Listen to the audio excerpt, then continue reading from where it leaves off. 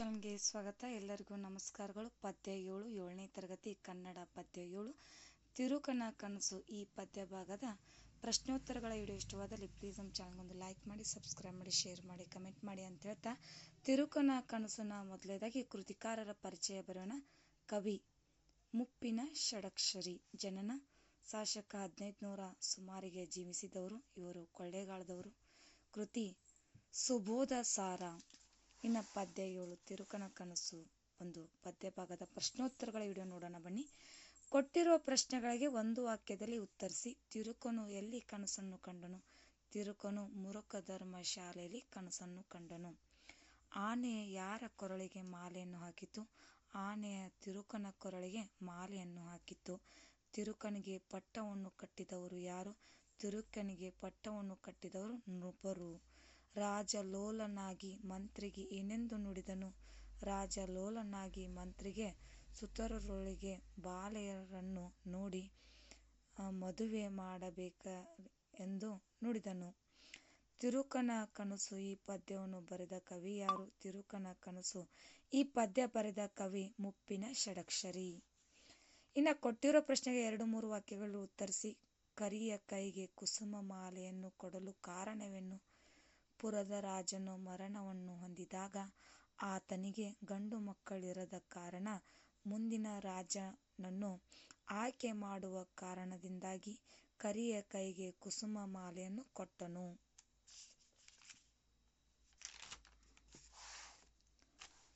ತಿರುಕ ಪೊಡವಿಯನ್ನಾದುದು ಹೇಗೆ? ಪುರದ ರಾಜನ ಮರಣದ ನಂತರ ಮುಂದಿನ ರಾಜನನ್ನು ಆಯ್ಕೆ ಮಾಡಲು ಕರಿಯ ಕೈಗೆ ಕುಸುಮ ಮಾಲೆಯನ್ನು ಕೊಟ್ಟರು. ಆಗ ಆ ಕರಿಯ ಕುಸುಮ ಮಾಲೆಯನ್ನು ತಂದು ತಿರುಕನ ಕೊರಳಿಗೆ ಹಾಕಿತು. ಈ ರೀತಿ ತಿರುಕನು ಪೊಡವಿಯನ್ನಾದನು. ಕನಸು ಕಾಣುತ್ತಿದ್ದ ತಿರುಕನು ಹೆದರಿ ಏಕೆ ಕಣ್ಣು ತೆರೆದನು?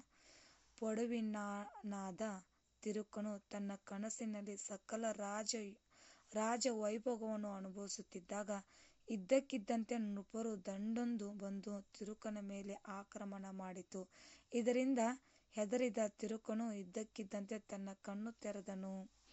5-6 ವಾಕ್ಯಗಳಲ್ಲಿ ಉತ್ತರಿಸಿ ಅಂತ ಹೇಳಿದ್ದಾರೆ. ಇನ್ನು ತಿರುಕನು ರಾಜನಾದದ್ದು ಹೇಗೆ?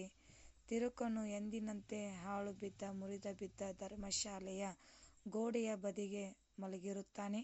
ಆ ಊರಿನ ರಾಜ ಸತ್ತು ಹೋಗಿ ಅವನಿಗೆ ಮಕ್ಕಳಿಲ್ಲದಿರುವುದರಿಂದ ಪಟ್ಟದಾನೆಯ ಸೊಂಡಿಲಿಗೆ ಕುಸುಮ ಮಾಲೆಯನ್ನು ಕೊಟ್ಟು ಕಳುಹಿಸುತ್ತಾರೆ.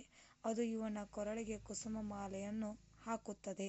ಅದರ ಪ್ರಕಾರ ಅವನಿಗೆ ರಾಜಪಟ್ಟವನ್ನು ಕಟ್ಟಿ ರಾಜನನ್ನಾಗಿ ಮಾಡುತ್ತಾರೆ. ಹೀಗೆ ತಿರುಕನು ರಾಜನಾಗುತ್ತಾನೆ. ತಿರುಕನ ಕನಸಿನಲ್ಲಿ ರಾಜ್ಯವನ್ನು ಆಳಿದ ರೀತಿಯನ್ನು ವಿವರಿಸಿ.